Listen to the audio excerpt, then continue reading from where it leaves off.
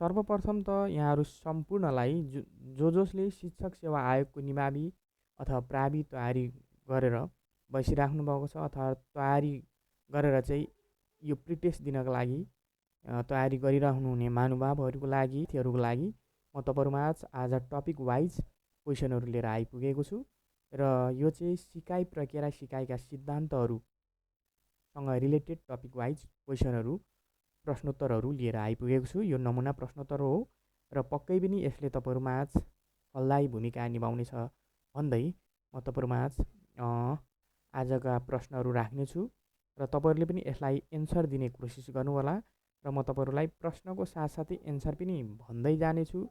ठिक छ छैन तपाईँहरूले पनि मूल्याङ्कन गर्नुहोला है त। ल वस्तुगत बहुवैकल्पिक प्रश्नोत्तरहरू। प्रश्न नम्बर 1 रहेछ, शिक्षामा सिकाइ सिद्धान्तका पिता भनेर कसलाई चिनिन्छ? शिक्षामा सिकाइ सिद्धान्तका पिता भनेर कसलाई चिनिन्छ? कमा बान्डुरा, खमा फोब्रेल, गमा रुसो, घमा थन्डाइक है। अब यसको एन्सर तपाईँहरूले गेस गर्नुहोला है साथीहरू र गेस गरिसक्नु होला पक्कै पनि। र यसको सही एन्सर रहेको छ घ नम्बरको, अप्सन नम्बर घ नम्बरको थन्डाइक। त्यस्तै गरेर साथीहरू सामाजिक सिकाइ सिद्धान्तका प्रतिपादक को हुन् भनेको छ प्रश्न नम्बर 2 मा। यसको नि अप्सनहरू माथिकै जस्तो रहेको छ, बान्डुरा, फोब्रेल, रुसो, थन्डाइक है। यसको पनि एन्सर गेस गर्नुहोला साथीहरू र म यसको एन्सर दिन गइरहेको छु। यसको सही एन्सर रहेको छ क बान्डुरा है। त्यस्तै गरेर म प्रश्न नम्बर 3 मा गइरहेको साथीहरू, सिकाइलाई प्रभावकारी बनाउन विभिन्न मनोवैज्ञानिकहरूले सिकाइ कसरी प्रदान गर्ने भनी तयार गरेको नियमलाई के भनिन्छ भनेको छ है। 3 नम्बर प्रश्न नम्बर 3 मा र यसको अप्सनहरू कमा सिकाइको अर्थ, खमा सिकाइको परिभाषा, गमा सिकाइको मान्यता, घमा सिकाइ सिद्धान्त। र 3 को एन्सर तपाईँहरूले पनि गेस गर्नुहोला र यसको सही एन्सर रहेको छ 3 नम्बरको प्रश्न नम्बर 3 को एन्सर रहेको छ घ सिकाइ सिद्धान्त। म प्रश्न नम्बर 4 मा गएको छु साथीहरू। प्रश्न नम्बर 4 ले के भन्दछ भन्दाखेरि सिकाइ सिद्धान्तको प्रतिपादनको सुरुवात कतिौं शताब्दीबाट भएको मानिन्छ भनेको छ है 4 नम्बर।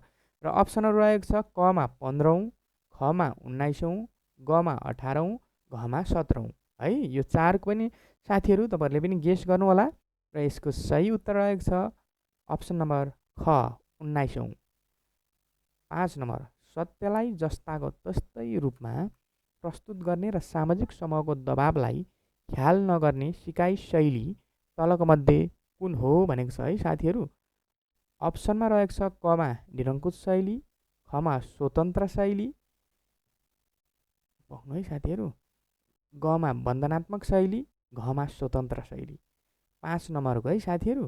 5 नम्बरको तपाईँहरूले पनि गेस गर्नुहोला एन्सर र यसको सही उत्तर छ घ अप्सन घ स्वतन्त्र शैली है साथीहरू। यो है स्वतन्त्र शैली। त्यस्तै गरेर बहुमुखी सिकाइ सिद्धान्त तलका मध्ये कसको? प्रश्न नम्बर 6 रहेको छ र यसको एन्सर रहेको छ एकछिन है साथीहरू। अप्सन हेर्नु होला साथीहरू, कमा बान्डुरा, खमा रुसो, गमा ग्याग्ने, घमा वाल्टर। र 6 को सही एन्सर रहेको छ ग अप्सन नम्बर ग को ग्याग्ने। अब प्रश्न नम्बर 7 मा अनुकरणद्वारा सिकाइ सिद्धान्त तलका मध्ये कसको हो भनेको छ? कमा बान्डुरा, खमा रुसो, गमा ग्याग्ने, घमा वाल्टर। यसको पनि साथीहरू तपाईँहरूले गेस गर्नुहोला र यसको सही उत्तर रहेको छ क बान्डुरा है साथीहरू, क नम्बर हो बान्डुरा। अब प्रश्न नम्बर 8, कुनै सङ्केतप्रति प्रतिक्रिया सामान्यकरण सिकाइको स्वरूप अन्तर्गत कुनमा पर्छ भनेको छ है साथीहरू। 8 को प्रश्न हेर्नुहोस् है। अब यसका अप्सनहरूमा रहेको छन् बहुविवेचनात्मक सिकाइ, खमा साङ्केतिक सिकाइ, गमा समस्या समाधान सिकाइ, घमा श्रृङ्खलाबद्ध सिकाइ। साथीहरू तपाईँहरूले गेस गर्नुहोला यसको सही एन्सर र यसको सही एन्सर रहेको छ ख साङ्केतिक सिकाइ। यसको सही एन्सर रहेको छ साथीहरू साङ्केतिक सिकाइ। 9 नम्बरमा रहेको छ संरचनावादी सिकाइ सिद्धान्त तलका मध्ये कुनसँग सम्बन्धित छ भनेको छ? कमा भिगोत्स्की, मार्क्स बेदिमर, कोल्हर र कोफ्का है। घ नम्बरमा कोफ्का। अब 9 को तपाईहरुले गेस गर्नु होला साथीहरु एन्सर कुन हुन्छ र यसको सही एन्सर आएको छ अप्सन नम्बर क भिगोत्स्की। 10 नम्बरको प्रश्न फेरि सुन्नु ल साथीहरु। पुनर्बलीय उत्तेजना प्रतिक्रिया सिद्धान्त अन्तर्गत तलको मध्ये कुन पर्दैन भनेको छ है साथीहरु। हलको सिकाइ सिद्धान्त, शास्त्रीय सम्बन्ध, खमा गमा वाटसनको सिकाइ सिद्धान्त, घमा गुथ्रीको सिकाइ सिद्धान्त भनेको छ। 10 नम्बरको साथीहरु तपाईहरुले गेस गर्नु होला। यसको सही उत्तर आएको छ हलको सिकाइ सिद्धान्त है। अब रहेको छ 11 नम्बर प्रश्न। ज्ञानात्मक क्षेत्रको सिकाइ सिद्धान्त तलको मध्ये कुन होइन भनेको छ। अप्सनहरु कमा कमा रहेको छ अन्तर्दृष्टिपूर्ण सिकाइ सिद्धान्त, खमा लेभिन्सको क्षेत्र सिकाइ, गमा वाटसनको सिकाइ, घमा सांकेतिक सिकाइ।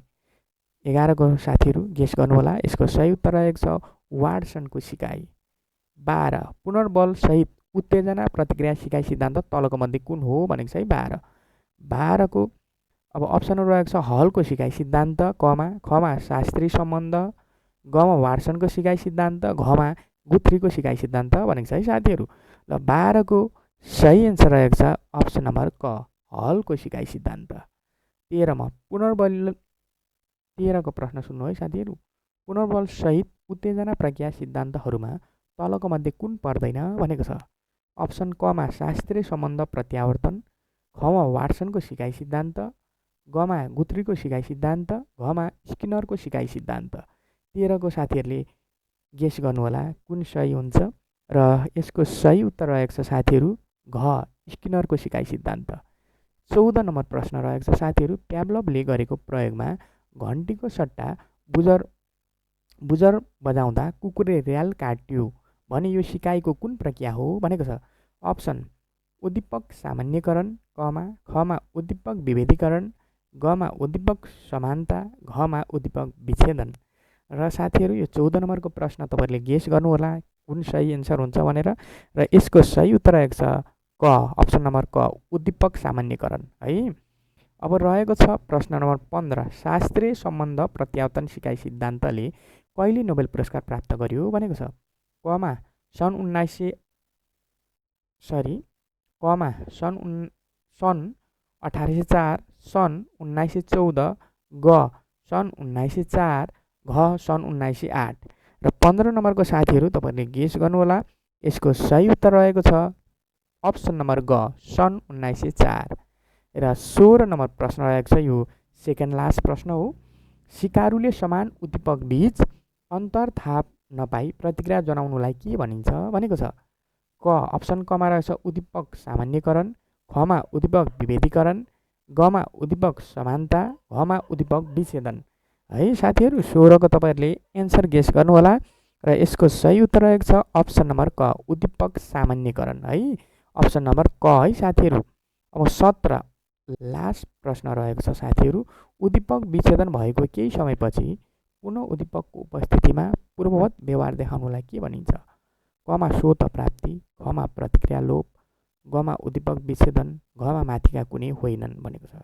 साथीहरु यसको एन्सर गेस गर्नु होला। यसको एन्सर रहेको छ अप्सन नम्बर क स्वत प्राप्ति। ल है साथीहरु तपाईहरुमा आज मैले जाने नजानेको प्रश्नहरु अथवा एन्सरहरु राखेको छु मैले जाने जति र तपाईहरुले पनि यसलाई हेरेर प्रतिक्रिया दिनु होला। कुनैमा कमी कमजोरी भएमा तपाईहरुले कमेन्ट मार्फत जानकारी गराउनु होला र आउँदा दिनमा तपाईहरुले कुन टपिकको चाहिँ प्रश्नहरु चाहनुहुन्छ त्यसको पनि कमेन्ट गर्नु होला।